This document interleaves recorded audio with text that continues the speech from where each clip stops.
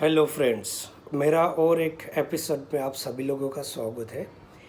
ये एपिसोड एक common episode में जो हर एक हिंदुस्तानी, हर एक इंडियन को जानना ज़रूरी है।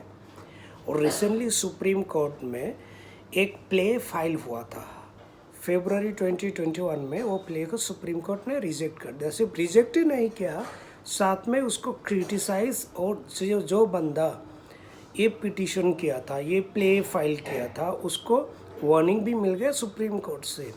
सुप्रीम कोर्ट में ऐसा डिसीजन क्यों लिया कि रिजेक्ट के साथ साथ उसको वार्निंग और उस पिटीशन को क्रिटिसाइज भी किया। तो आइए जानते हैं। जानने का पहले आप सबको रिक्वेस्ट है कि मेरा चैनल को सब्सक्राइब करें और आपको अच्छा लगे तो शेयर एंड लाइक भी करें। चलिए आपको ये सुप्रीम कोर्ट का पिटीशन के बारे में डिटेल में बताता हूँ। एक बंदा जाके सुप्रीम कोर्ट में प्ले फाइल किया कि बोल के कि उत्तर प्रदेश में प्रेसिडेंशियल रूल लागू होना चाहिए।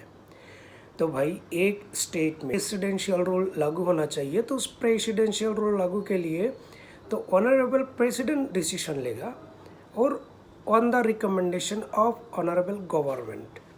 और स्टेट गवर्नमेंट का गवर्नर जाके अगर रिक्वेस्ट करे प्रेसिडेंट को कि उस पर्टिकुलर स्टेट में प्रेसिडेंशियल रूल लागू होना चाहिए, तो ऑनरेबल प्रेसिडेंट उसमें लागू कर देगा। बट ये सुप्रीम कोर्ट का इंटरफेयर भी रहेगा, क्योंकि supreme court is the supreme of the nation, supreme of the state, supreme of the country. तो सुप्रीम कोर्ट का हर एक मामला में दखल अंदाजी बात बोलने का राइट्स है डायरेक्टली, स्पेशली इसमें तो है ये स्टेट रूल में। तो सुप्रीम कोर्ट में उसको रिव्यू किया और ये प्ले फाइल करने का रीज़न है, अगर 2019 में देखेंगे पूरा देश में सबसे ज़्यादा क्राइम रिकॉर्ड हुआ था उत्तर प्रदेश। जैसे यूपी में क्राइम रेट बहुत ज़्यादा हुआ, तो वो नज़र में रखते हुए ये पिटिशनर में पिटीशन फाइल किया है कि यूपी में प्रेसिडेंशियल रूल लागू होना चाहिए।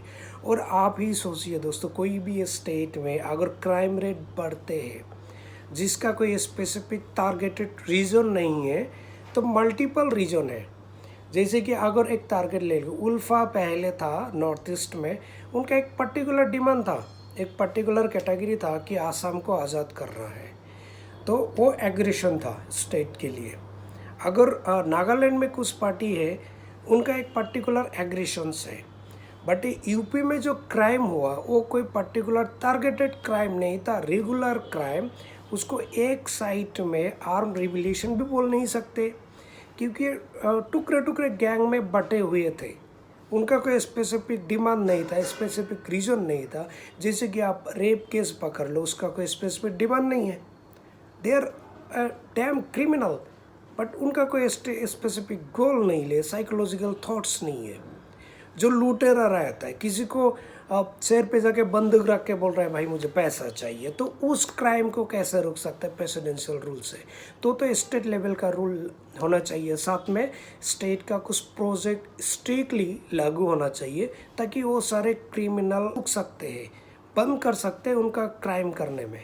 और psychological, medical, educational, health care, सारे सेक्टर में धीरे धीरे रिक्वायर्ड डेवलपमेंट करके हम ये सारी चीज़ें रुक सकते।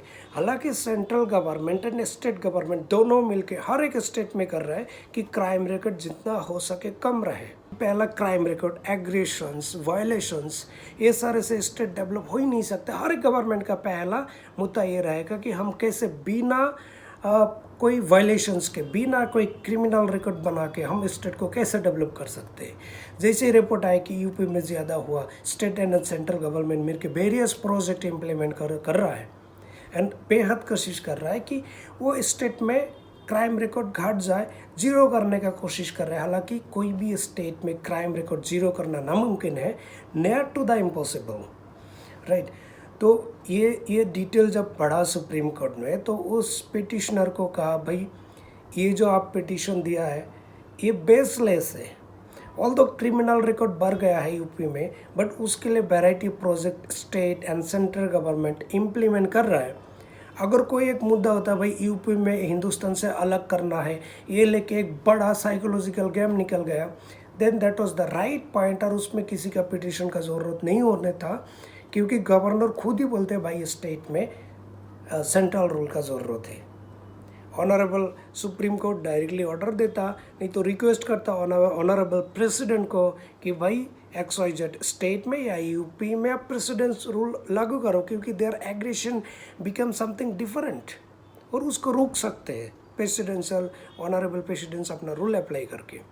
जैसे ऑनरेबल सुप्रीम कोर्ट इसको रिजेक्ट किया, साथ ही साथ उस पिटिशनर को ये भी बताया कि ये आप ही सोचिए दोस्तों, ये बेसलेस पिटिशन जब भी करते, साइकोलॉजिकल थॉट्स ना लेके, ब्रॉडर थिंकिंग ना लेके, और स्टेट एंड सेंट्रल गवर्नमेंट इस मुद्दे पे क्या काम कर रहा है, ये सारे चीज़ को नज़र में ना रखते हुए कोई भी जाके सुप्रीम कोर्ट में ऐसा पिटीशन देगा, तो इसमें होता क्या, इफेक्ट क्या होता है। ये हमारा हिंदुस्तान को अच्छा हेल्दी रखने के लिए सुप्रीम कोर्ट का valuable time should be use only in the valuable things. ऐसा नहीं कि कोई भी टॉपिक्स में सुप्रीम कोर्ट टाइम बिताए, उनके लिए एक प्रोडक्टिव टॉपिक्स होना चाहिए जो इम्प्लीमेंट कर सकते हैं, जिसमें रिसर्च करके रिजल्ट दे सकते हैं, ताकि कोई अच्छा हो इस पर्टिकुलर स्टेट के लिए। अगर यूपी में क्राइम रिकॉर्ड बढ़ गए, इसके लिए सुप्रीम कोर्ट का रिजल्ट से क्या अच्छा होगा, क्या ये इस मुद्दे पे अगर प्रेसिडेंशियल रूल अप्लाई करे ये अच्छा होगा। ये तो स्टेट रूल ही एनफ है मेरा हिसाब से, स्टेट का पॉलिसी काफ़ी है। अगर आपका हिसाब से स्टेट पुलिस नहीं सेंट्रल आर्म फोर्सेस लगाना चाहिए, क्यों चाहिए, सवाल तो ये है। वहाँ का जो क्राइम रिकॉर्ड बढ़ गया, वो बड़ा बड़ा AK-56, 47 और तो बम बारूद स्नाइपर से लेके नहीं कर, छोटा छोटा पिस्तौल लेके और किसी को अटैक कर रहा है। ये सिंपल कॉमन एग्रेशन है स्टेट का अंदर, जिसमें सुप्रीम कोर्ट में क्लियरली दिया, और रिपोर्टर जो भी ये फाइल किया उनको क्लैरिटी भी दे दिया, वार्निंग भी दे दिया और रिजेक्ट भी कर दिया। क्लैरिटी ये दे दिया पूरा देश को, उसके साथ साथ पूरा देश को, कि जो सुप्रीम कोर्ट में जो भी ये प्ले फाइल के उसको बताया कि ये जो क्राइम रिकॉर्ड है, ज़्यादा क्राइम रिकॉर्ड हुआ, इसके लिए state and central government appropriate measurable action तो ले ही रहा है, नंबर 1। नंबर 2, ये अननेसेसरी टॉपिक्स में जो सुप्रीम कोर्ट का टाइम बर्बाद कर रहा है, ये प्ले फाइल क्यों हुआ।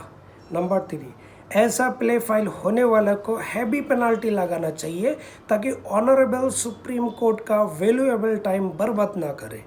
राइट, ये था मेन टॉपिक। अगर आपको मेरा ये वीडियो अच्छा लगा, ये टॉपिक्स अच्छा लगा, please do like, comment, share. Thank you and जय हिंद।